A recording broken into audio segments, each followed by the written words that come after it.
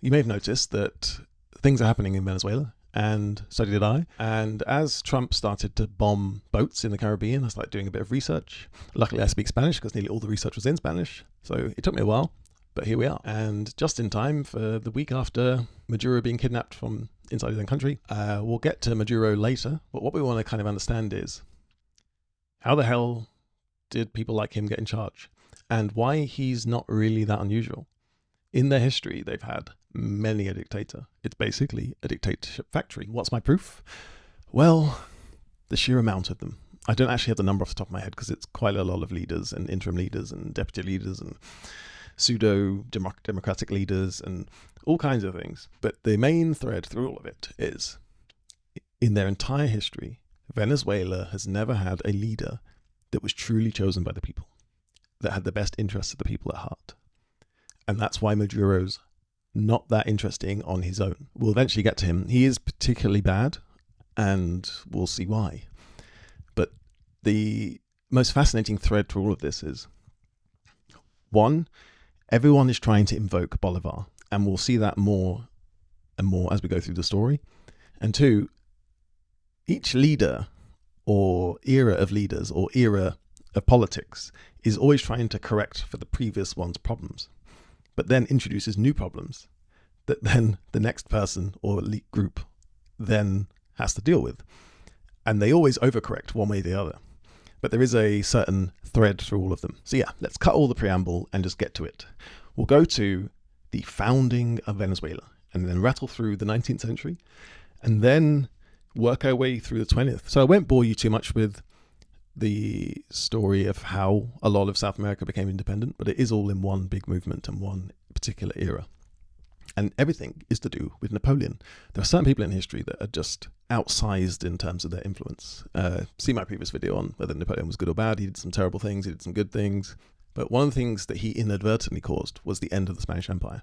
So he invades Spain, puts his brother on the throne. Our focus is certain elites in South America start to think, wait a minute, we're being controlled by a country that isn't even in control of itself. But they're not so bold as to just declare themselves independent. What they say is that we're not going to follow this fake king. So yeah, 1811 is when they think, well, it's us who's in charge because the king isn't in charge. But then as the Spanish manage to fight back, they then lose a lot of power. So the first version of Venezuela comes and then goes within like a year. There's then a lot of infighting amongst the people looking to take control. And they are arguing about things like federalism or centralism and democracy, etc. Strong leaders, all kinds of things on the table. Eventually, Napoleon's overthrown. There then ends up being like a true fight for independence, a war for independence.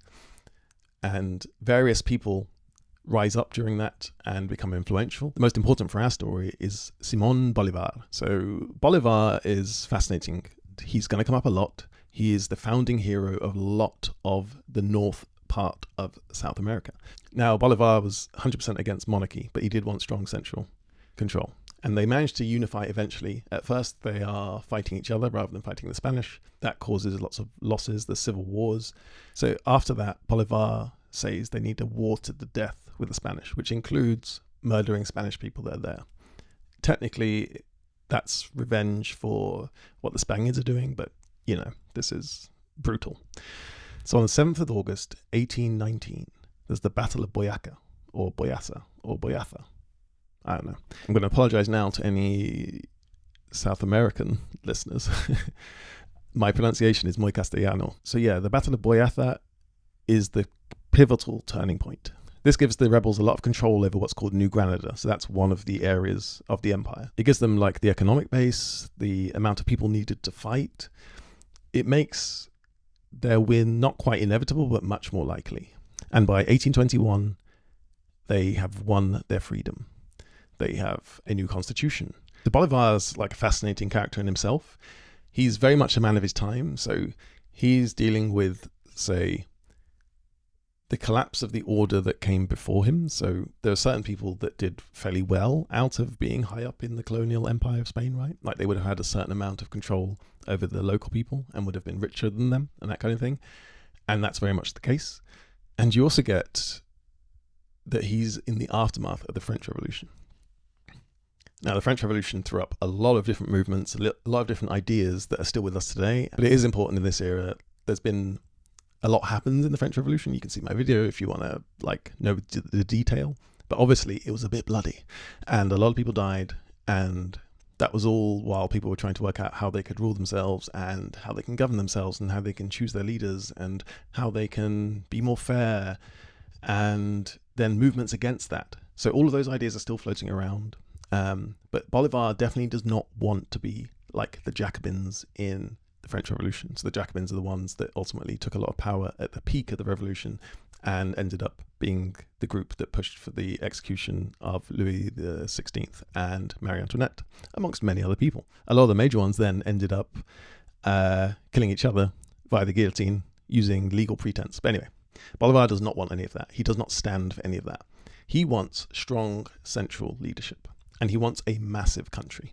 I'm going to put it up over here, but at the time it was called the Republic of Colombia, but because that's the name of Colombia now, it's called Gran Colombia in historical circles. But yeah, it was called Republic of Colombia at the time. So yeah, you can see it's massive. So Venezuela is just this part, and then Colombia is this part, but it's also parts of like Ecuador, Peru, and the various smaller nations in South America in the north that I can't remember off the top of my head. But yeah, fascinating, massive mega country in South America. So yeah, fascinating mega country in South America.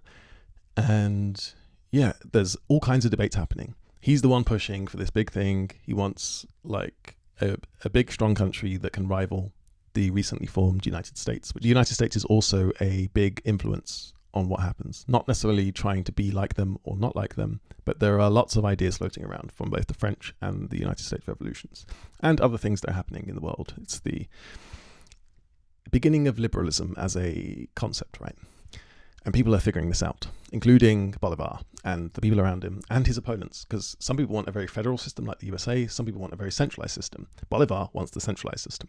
1921 is when independence is like locked in. Like, there's no takesy backsies from Spain. Yeah, they come up with the constitution, and there's still lots of debate and infighting about what's going to happen in the future. And that's where Bolivar starts to get his way and is pushing for this large central country. It doesn't exist now, and didn't exist for very long either, as we'll see. And so yeah, now they're in charge of themselves. So what happens? So I mentioned a minute ago that this is the era of liberalism being a thing, and that is very much the order of the day of the people that want to run the country. So Bolivar is notionally in charge. He doesn't want to be king, but he does want to be the powerful leader. And this is Francisco de Paula Santander. He's put in charge while Bolivar is off fighting in the south. And he is slavishly devoted to liberalism. So this is the idea of you're inclusive of groups and various other things. So he's trying to implement a tax system that's fair. He's trying to put the bureaucracy in place to be able to govern the country, get the infrastructure going. Part of the reason they've gone for this massive country is so they can impress Europeans with how big they are, how much economic potential they have. And so they're looking to take advantage of this. But they find they don't know what they're doing. Or there's not enough people who have had this kind of experience who can pull it off. So it's messy. It's wild. It's incomplete. And this leads to something that will be important throughout the whole story. It's the theme of Venezuelan politics forever, including up till Maduro. And the theme that's been there all along, right from the beginning, is the magical state, or Estado Magical. And what it means is, okay, we're not doing the things that a typical state does very well, but we're going to try and impress you with how we talk about things and offer you some shiny objects that might distract you from that. You could argue that, quick side note, while researching this, certain things were like, is this not how Trump operates? In that he doesn't know what he's doing. He doesn't really surround himself with people that know what they're doing. But they try and offer distractions, like the potential promise of these tariff rebates or something, like, trinkets to distract you from what's really happening. Yeah, this is like the birth of the magical state. They're trying to distract the people with trinkets. And one of the main ways this magical state operated was by passing grand laws that said important things, but had no chance of ever really being implemented or enforced. So yeah, they were just there to give the impression of progress. And the last things we're going to say on Gran Colombia for now, but we will be looping back to this at the end, is that given all of this, people start to get angry. It's one big thing, but they were previously separate colonies. So the people in Venezuela are not happy that people in Bogota, what is now Colombia, are governing them and don't have their interests at heart. The people in Ecuador have a similar problem. They had a great textile industry and they feel like that's being undermined by this big central country that doesn't care about them. Open rebellion starts to happen, and there's a conference in 1828 to try and save everything. That completely breaks down. And by 1830, they've split up into separate countries. And that's where like the true birth of Venezuela starts. But it was part of this Gran Colombia, so that's why we needed to talk about it. So yeah, Gran Colombia becomes Venezuela, and this is where things start to get really interesting, because you'd think Bolivar might be in charge, but he dies in 1830. So as Colombia is being separated, he's dead. And this is where things get truly messy. And the memory of Bolivar will be invoked forever. So what some of my sources say is that this era, when Venezuela is now its own thing, is when things truly go wrong. They go off the rails. And the reason for that is a betrayal of the vision of Bolivar and just nothing to truly hold the country together. There are still arguments about whether it should be federal or even just several smaller countries. But yeah, it then falls into almost continual unrest. But to give you a sneak preview, there are over 150 armed revolts in Venezuela in the 19th century. So between 1830 and 1900, 150 armed revolts. Now, most of them we're not going to go through because they're not individually that important, but that number tells you a lot about what's going to happen. And these eruptions of violence are big in the 19th century, they continue in the 20th century, and they happen in the 21st century. This has been a constant thread as well. The Venezuelan people have always been trodden down on, whether it's by their own people or foreigners, or people claiming to be on their side but not, as we'll get to later. So yeah, let's march through the 19th century. So straight after independence in the 1830s, you have the era of the caudillos, which is kind of like a group of warlords. You also have them in places like Mexico. A lot of South and Central America has this term, and it's for warlord-like people who want to maintain control over their little stake of land. They're very much, from what I know from the early days of, say, Italian mafia, they're quite similar. People who either did have some kind of noble power or worked for nobles to ensure that as a state that was being built from scratch, because Italy comes into being even after this, right? They're very similar stories. Let's not get too bogged down in it, but the era of the caudillos is the era of local warlords keeping their slice of land and their control and their bit of wealth. This stops a truly central state even forming to start with.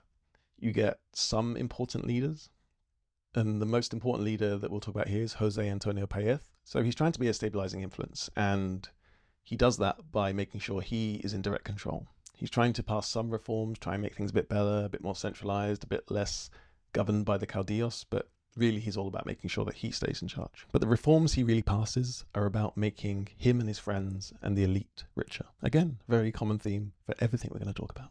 So yeah, the Venezuelan people are really suffering, but it's actually not that different from pre-independence. From their point of view, nothing has changed. You've got the same sorts of people governing them and doing the same sorts of things, keeping all the wealth for themselves and their friends. Power, wealth are all highly concentrated. So what are they going to do about it? Well, given that 85% of the Venezuelan people live in poverty and often in starvation, one description of them at the time was chronic misery. So what are they going to do about it? Fight back. And this is why there's so many armed revolts, right? You've got these people who are being trod down on by people who claim to be governing in their name, and they're not. And leading this movement is Ezequiel Zamora. He is anti-oligarchical, and that's what people described the system like at the time. There's a group of people who give power and wealth to a small set of people that govern the country, not unlike the USA or Russia, for instance. Just examples off the top of my head. Many such cases have existed throughout history. But yeah, that's what Venezuela's living with at the time. And he rises up and he's like, no more of this oligarchy. Like, we need to get rid of them. We need to distribute the wealth. We need to look after ourselves. So from 1859 to 1863, you have the Federal Wars. And these are a huge civil war, open rebellion led by the likes of Zamora, who are looking to take back control from the oligarchy. And it's explicitly anti-oligarchical. He wants to destroy the colonial system that's still in place. And that's what they fight to do. The fight, that lasts 4 years, it doesn't get them what they want. It will take another 100 years, almost to the day, that definitely to the year, that they actually get what they were aiming for at the time, like some kind of representative democracy and better distribution of wealth, temporarily, as we'll see. But yeah, it gets a bit better. So key in this era after the wars is Antonio Guzman Blanco. He is an autocrat. He's dictatorial, for sure. He sprinkles it with a bit of progressiveness that sounds nice. Again, the magical state is continuing. It doesn't end. One of the things he tries to do, which again will be repeated in about 100 years as well, is build lots of things. And he tries to turn Caracas into the Paris of South America. The tropical Paris, I think is what he calls it. And yeah, he's building lots of things, wants it to look nice, wants it to look European. Doesn't do much again to actually improve the people's lives, but it looks nice, right? And again, that's the magical state. It's the appearance of good things without good things.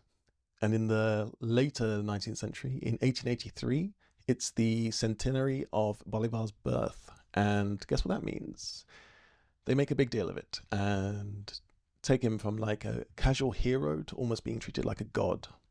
And then he's used to embellish the magical state. It's like, look how wonderful we are. We have this great founding figure. Is that doing anything for the people? No. But, you know, it must have felt good at the time for some people to celebrate, I guess. I hope some people had some fun. A lot of that money building this tropical Paris is coming from coffee and chocolate sales. You know, these are still relatively expensive goods. You can make good money from selling them. And that's the basis of a lot of their economy. But still, even after the Federal Wars, the Caudillos still have a lot of control. They have their own little armies. There's no central, powerful national army that can take them on. Everything is proceeding slowly. You get little changes with different leaders and different movements, but everything's going slowly. But the most important thing they've had in common so far is they only care about themselves. So long as they're in charge, that's the important thing. And then give trinkets to the people. But in 1899, just as the 20th century is getting started, a big thing happens. Cipriano Castro rises up, takes control, says, I'm the strong man that's going to sort Venezuela out. And in some ways he does. He's a terrible dictator, but he gets rid of the Caudillos and starts a national army. So he starts to centralize the state. It's taken 69 years to get there, but they now have a strong central state by the time he's out of power. Now, as I mentioned earlier, the 20th century is a time of huge change in Venezuela. Like, even ignoring the oil, which is important for what comes, but even ignoring that, now that we start to see the centralization, things change a lot rapidly in Venezuela in the 20th century. So Cipriano Castro is in charge for 9 years. He's replaced by Juan Vicente Gomez, who is in power for over 20 years. And both of them have similar ideology. The phrase that's associated with them is fire and sword. That's how they're going to bind Venezuela together. Some of that might be necessary because the Caudillos are not going to go down without fighting. But some of that means that other people are going to be oppressed as well. That's what we see. And Juan Gomez is the transformational leader, I guess, that gets them from where they were to where they are. He has direct US support, because, you know, the US is not just doing a bit of colonialism now. It arguably always has done, but especially in this era, it's very. But more importantly than just, say, the US involvement is the explosion in oil production. So in 1920, they produce 1.4 million barrels of oil in that year.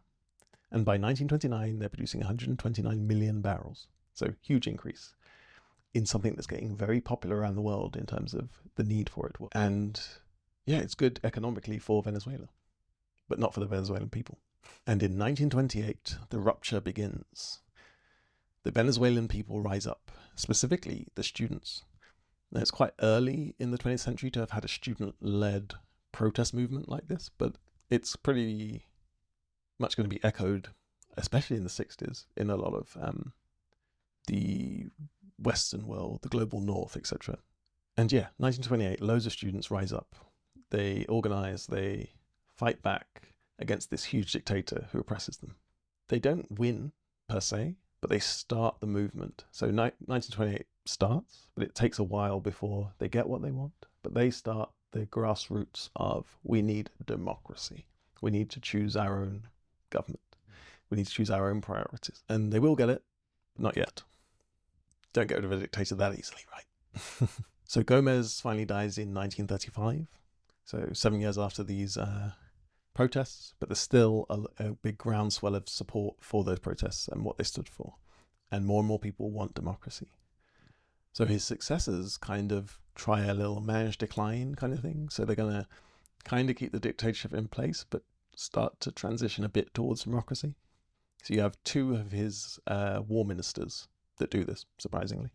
So first up, from 1935 to 1941, you have Lopez Contreras. So what he does is liberalize things a little bit. He allows for unions. He reduces the workday to 8 hours, This was still a relatively new concept in the world, but the late 30s is pretty late to get it in a lot of the world. And yeah, he gives them those nice things, and he stops torture, which is a big thing under Gomez. So win-win, I guess. No one's being tortured anymore, and you can work a bit less, and people can fight for your work rights. So I guess it's something. Bare minimum, but something. And then following him, you have Medina Angarita, and he is notable for passing an oil law that gives the state more of a share in the oil. So less going to colonizers. And in 1945 passes a land law. So things are moving more and more in the direction that the students wanted. But it's not enough. There's still a dictatorship, at least in theory. So in 1945, there's a civilian/military coup that overthrows him. And that leads to a period of military rule. And this period is known as the Trienio. So the Trienio era, which is 5 years, gets them from dictator-led to democracies and universal suffrage, all these nice things that other people have had around the world, and they're like, no, we want it too. And this is what I said when that the federal war, the issues that they were trying to solve then hadn't been resolved 100 years later, because now they're only really starting to get what they wanted then. Which is sad, but true. So yeah, after this coup, the Venezuelans start to get what they wanted all along, since 1859 at least. They start getting democracy. In 1947, you get the first elections being held. And Acción Democrática is like the big rising party. And you have Romulo Betancourt, who's one of the big leaders, and he was involved in the 1928 protests. That movement is the basis of all democracy in Venezuela, basically. So it's no great surprise, but yeah, the same people 20 years later are the ones pushing for democracy. Acción Democrática, Democratic Action, wins the election, and a novelist becomes president, Romulo Gallegos. But he only lasts 9 months, and that's because the military intervenes, and they say, we don't trust this Acción Democrática. We don't know who's in those groups. We don't like what they're about. And so democracy lasts 9 months. But it's something, I guess. It's progress. So the military junta takes control. Carlos Delgado Chalbald becomes the dictator. He mysteriously dies like 2 years later. And then they get a new dictator who's nicknamed the Bulldozer. So you know it's going to be great. And in his place steps Marcos Pérez Jiménez. So the magical state continues rolling on. Doesn't matter who's in charge. Military, well, we haven't had democracies yet, but different kinds of military dictatorships and strong men have all had power, but they all have one thing in common, magical state, and that continues. So it's known partially as the Bulldozer years because he's going to knock down all the old crumbling buildings. People are still in poverty, but why not build wide open streets that look beautiful with new buildings and high rises, which are the big thing after World War II in a lot of the world, including my own country. And yeah, more distractions. And the aim was very much to make Caracas and Venezuela look more appealing to the world. It was about appearances to the Venezuelan people, but also internationally. because that was the real priority, clearly. But the cost of all this was repression and social control, no real freedom. He then held a bit of a fake vote in 1957, and that's the beginning of the end for him. The Navy ends up withdrawing support, and then he runs away to the Dominican Republic, and it's never seen again. No, he is probably, but we don't need to know any more about him. And on the 23rd of January, or 23 de enero, is muy importante en historia de Venezuela. So he's built all of these apartments, these super blocks as they're known. So you've got these huge high rises, but most people have been locked out of them. They haven't been allowed to live in them. They're there to look at, but not touch. Not for the poor people anyway. But as the dictatorship is falling, on the 23rd of January, they all storm it and take control. And these buildings become known as 23 de enero. They're named after the date they took control for themselves. And this is not the last time these buildings will come up. This is why I'm stressing the name of it. They'll come up again with Chavez, their predecessor to Maduro. And that's why we'll quickly mention them. But yeah, huge moment. Everyone's really happy. They've taken some land, some ownership. They've got housing. They're less bad. You've then got this transitional government that is, again, civilian, military-led.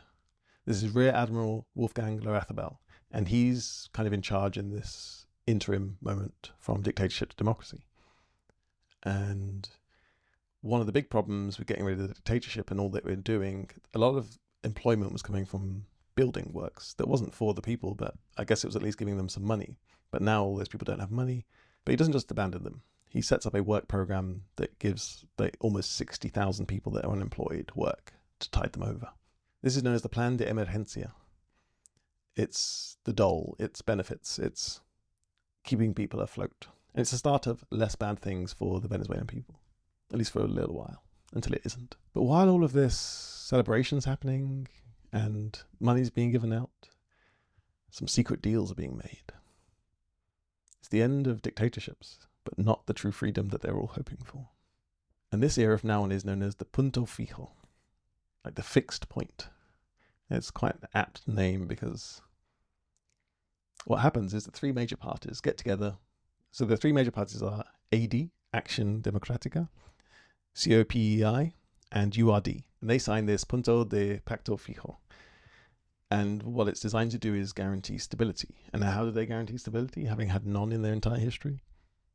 They say, let's pull infighting aside. Don't we all want roughly the same thing? Like a strong state that will give the people slightly more than they've had in the past? And they're like, yeah, sure, let's do it. And what that means is no matter who wins the election, it's those three parties in charge. Like they control everything. They'll rotate, but never do anything that the others would truly hate. So yeah, it's better than it was, but it's not true democracy. New people in charge, new ways of governing, new choice in theory in elections, but the same magical state. But now you've still got the oil money coming in. That is funding a progressive era for them in some ways. That's where all the building project money is coming from. That's where new programs are going to come from in this era. This era is known as the Punto Fijo era. And yeah, things continue to change. Lots of people trying to change things. And then each successive group or government so far has kind of fixed the previous's problems, right? We've gone from the guy who got rid of the Caudillos by being brutal, and he set up the centralization that then allowed future dictators to do even more. And then the oil money growing has enabled various people to do various big works. The dictatorships were always on shaky footing after 1928 with the student movement. And now here we are in this new magical era, which is going to be by far Venezuela's most wealthy era. And I didn't mention this already, but this is the era where Venezuela becomes the wealthiest part of South America. It's not even close. You'll notice that I said there were three main parties that were in that Punto Fijo, but there was one big group that was excluded. Now, this is the 1950s anywhere in the world. What do you guess their ideology was? Yep, communism. So the communists are explicitly left out. So yeah, that leads to some resentment from those people and their supporters. But things kind of continue in a good way. The country's richer than ever, but the same group of people are continually in charge.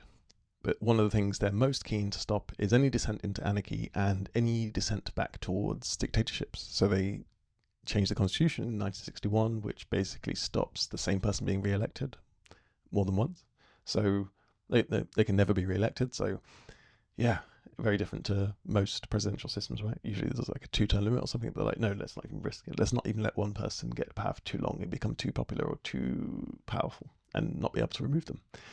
So they do that. It's not going to work because, Maduro, but they try. And we'll get to how that system all collapses later. And that exclusion of the Communist Party is a direct appeal to support for the United States. They know they can stay on the United States side if they exclude the communists. And that's why they do it. They're often doing things to try and impress the United States or Europe or something, and how things change. So from 1974 to 79 is kind of like the golden era of Venezuela. And that's under the leadership of Carlos Andrés Pérez. And this is all because oil prices are booming. You have several oil shocks in the 70s where various countries in the Middle East and the surrounding area are either taking control of their oil or forming groups like OPEC that control the flow of oil. You have the Iranian crisis. You have oil embargoes. You have Iraq taking control of its oil and having its oil blockaded. All of these things are mentioned in the videos that are coming up, actually, so you'll find out a bit more about them. But yeah, that big shock that causes stagflation, as it's known in the 70s in a lot of Western Europe and the United States, is really good for Venezuela because they've got a lot of oil. And they reach like unprecedented levels of production of it. Their state producer is like one of the biggest producers of oil in the world. And times are good. They can afford to spend money. They can do things. The magical state continues. That is until the oil money starts to slow down. So after the Iranian Revolution in 1979, I'll probably make a video on Iran next, by the way. After the Iranian Revolution in 1979, things get a bit rocky. So yeah, into the early 80s, things are getting rocky. But in 1983, you have Black Friday. Not the capitalist American-led thing, like a really bad economic event for them. So Mexico goes bankrupt, I believe, that week or that month. They, because international markets are sheep, for want of a better word, they distrust all Latin American countries. They don't trust that they can honor their debt commitments. And that hits Venezuela hard. They have been taking on a lot of debt. They've had a lot of oil money, but they're like, well, the money's going to keep coming, so I guess we'll just take on some debt and do some good stuff. Magical state. And this is a continual problem until now. When oil money is coming in at a high level and loads of money is coming in, then they don't ever plan for that ending. And that's kind of the beginning of this happening. So their currency ends up being massively devalued against the dollar. They used to have like a fixed rate against it, but they can't afford to do that anymore. International markets put a lot of pressure on them. Things get bad politically. That leads to austerity. Surprise, surprise. It's the 80s, austerity. And the good times are well and truly over. They're really from 75 to 79, 79 to 83. It's getting worse. 83 onwards, it's bad. In all of this chaos, a lot of Venezuelan people start moving their money abroad because they don't trust that it's going to be worth anything in their own country. Again, foreshadowing what's going to come in the future, but it's all happened before. It all keeps happening over and over again. Inflation really booms in those early 80s years, and they try and put measures in place to stop it. That doesn't work. It reaches something like 12%. They end price controls on food and things like that were in place before. And that means that people can't afford to eat. People get angry. As everything is kind of falling apart from the good times, the corruption that exists in the country is kind of obvious to everyone. And looking back, you can kind of see why, right? Like, you're giving these same people guaranteed control. They're going to start doing very corrupt things. They're going to give things to their friends and family. They're going to make sure they get personally wealthy. They're going to sell things to foreigners. Yeah. Everything starts to become clear to people. And by 1989, everything comes crashing down. One of the presidents from the 70s comes back and he's like, I'm going to bring the good times back. Finds that the state is basically bankrupt. Gets a call from the IMF, everyone's good friends, the IMF, who say, we'll help you out. So massive austerity starts. they start increasing like transport prices by 30 to 100%. There's a 100% increase in petrol prices. Any price controls that existed on things like food disappear. So by this point, there's been mediation channels between political parties and trade unions and various other things to try and keep a lid on any kind of uprising, any kind of anarchy, any kind of bad things that the state doesn't want, right? And by 1989, they can't keep hold of things. And what's known as the Caracazo takes place. This is a huge uprising against those in charge. It's the people showing how angry they are, how desperate they are. They can't afford to eat. Things are getting worse. The good times have truly gone. It's been a shock to everyone. And the outcome of this is that people just don't trust the political system. People become apathetic to it. And into that apathy steps Hugo Chavez. So the rise of Chavez is what gives us the rise of Maduro. And these two guys are very different people. But again, as we've seen all along, everyone is always reacting to the flaws or perceived flaws of the previous person. Now, Chavez is going to be known as someone who fights for people's rights. But that's not because he actually believes in them. It's because he realizes that the weakness of the previous people is that they don't care about the people. So if you say you care about the people, you'll be popular. He's a demagogue. But 3 years after the Caracazo, there's a big event in 1992. So sensing the winds of change, Chavez is in the military and he decides to launch a little coup. It fails, but he's allowed to go on TV afterwards and speak for a few minutes. And one of the things he says is, por ahora.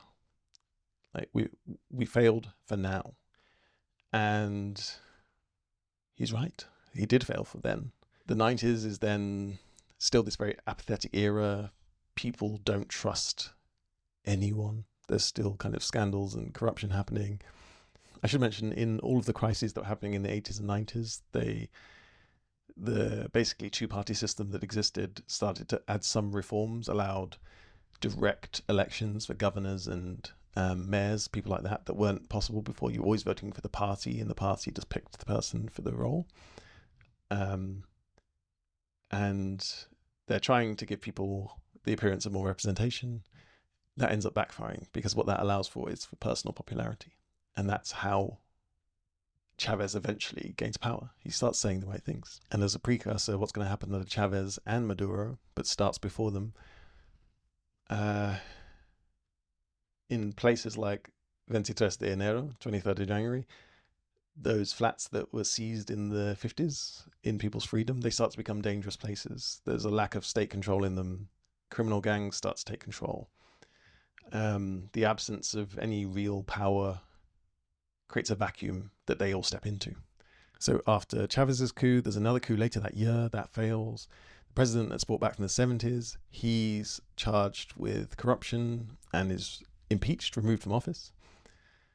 Imagine if you could do that to powerful people sometimes, right? So President Rafael Caldera steps into the breach and he tries to stabilize things by giving amnesty to the coup leaders. Again, hollow. That rings familiar to the United States, January 6th, doesn't it? Interesting. I wonder if any of those people ever took power again. So yeah, Chavez gets out of prison after this pardon, and he says he's going to go democratic. He's not going to try and seize power again in the same way. That's what he does. He goes on like a 100-day tour around Venezuela trying to build support. At the same time, the Punto Fijo is clearly over. Anyone associated with them is poison. And even like the initial front runner ends up losing because she associates with one of the key parties. Into that breach steps Chavez. He's riding this wave of populism, and he's going to ride it hard. Chavez eventually gains power in 1998 on the wave of popularity. He's anti-establishment, so you can see why people go for this. Now, Chavez is a deeply complicated figure. I'm going to try and zoom through him because I feel like he needs his own video. He's a massive figure. He's behind Maduro, so he's huge. But initially, he does deliver kind of what he said he would. The oil money starts to pick back up again because prices start to rise again. in the early 2000s. And that does mean poverty is massively reduced in Venezuela in his first 9 years in charge. So, for instance, between 1998 and 2007, the poverty rate fell from 55.1% to 27.5%. And social spending rose from 8.2% to 13.6% of GDP. They go from 1,600 primary care physicians to 20,000 in that period. They have huge anti-illiteracy campaigns to try and get people reading. But there's a double-edged sword here. It all sounds good. If you're loyal to Chavez, you get these good things. And if you appreciate these good things, he'll make sure that you're taken care of. But if you have a problem with it, then you're in trouble. And this is the beginning of what's known as the Bolivarian Revolution.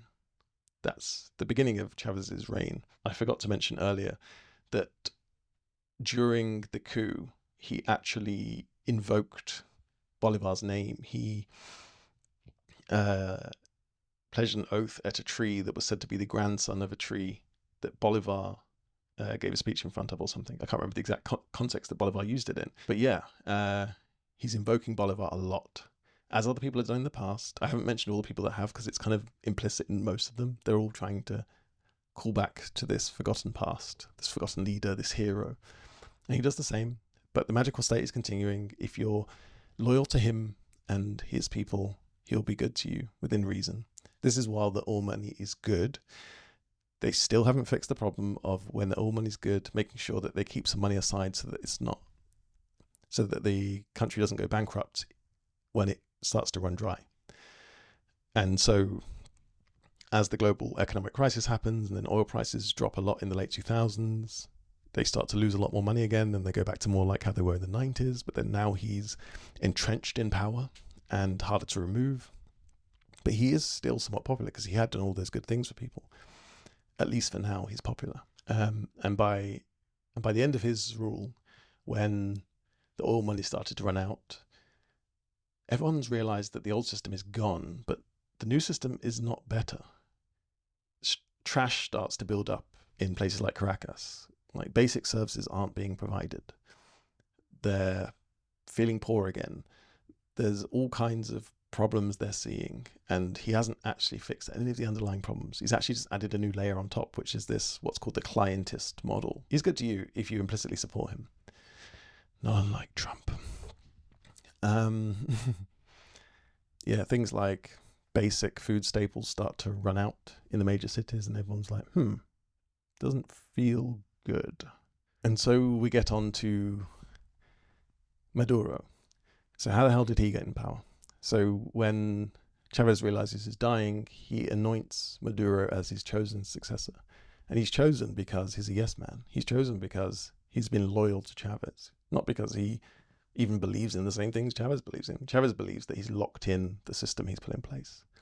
Like the reforms he's done, he controls all the judiciary. The military is in his hands and the party's hands. It's not a independent body to the current political party. The state has been made in his image, and he's going to pass it on to someone who's just going to keep it going. And keeping it going he does, but he also does far worse things. Like, he does reforms on reforms. He implements something called the Citizens Assembly or Constituents Assembly, I can't remember the exact name, with a completely faked vote. We know of various rigged elections that Venezuela's had since Chavez died. I don't think there's much evidence that Chavez directly had to cheat in elections because he bribed people really with nice things, right? He probably could guarantee pretty much his support. Maduro comes in, terrible leader, horrible person. I have no sympathy for him whatsoever. I don't believe that the United States should go into any country, or any country should go into any country and kidnap leaders, even if not really democratically elected, because I don't think that's really going to cause anything good for the Venezuelan people. I hope it does, but I don't believe that Donald Trump intervening in your country is really going to help you, but I hope it does. And I'm not sure having the opposition who are in the thrall of Trump is going to help you, or having the exact same people that were in Maduro's government help them get better and hand over all the oil money that's been the only real source of wealth in the last 100 years to United States companies and foreigners. I hope dear God that things get better for the Venezuelan people. But I hope that it's on their terms, not on the terms of a strong man halfway across the world who's trying to show off some trinkets to his own people by showing what he can do somewhere else, by looting them. And so, yeah, can you kind of see why I'm describing them as a dictator factory? No matter what different people have tried, they've just decided that being the strong man is the only way to be, and guaranteeing their own personal power and control and wealth, and those are their friends. Maduro and Chavez, like most of the leaders we've talked about and all the eras we've talked about, were incredibly corrupt. One more thing before I sign off.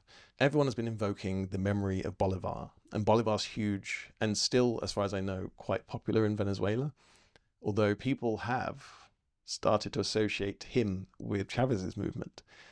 And they are right to do that, because everything Chavez did, everything all the dictators did, was not that far from what Bolivar himself did. He didn't want to be like the absolute ruler, but he wanted a strong central ruler, and they were all following his example. It was his ideas that were propagated through the almost 200 years since then. And yeah, it's not worked out well for the Venezuelan people. But so in some ways, Bolivar and his legacy is the original sin. He is the reason why Venezuela has been so open to dictatorships. Not that he wanted it, but he laid the foundations for it. And people have been able to use his legacy very easily to justify any kind of means that they have for themselves. And so think of him as a good figure if you want to. I'm not saying he's a bad person necessarily, but just know there's a reason why all of these people have been able to claim his legacy in the name of the Venezuelan people. It's because he himself wasn't that different to them. So here's to the demolition of the Venezuelan dictator factory. I don't think it's going to come anytime soon, but I hope it gets better very, very soon. Bye.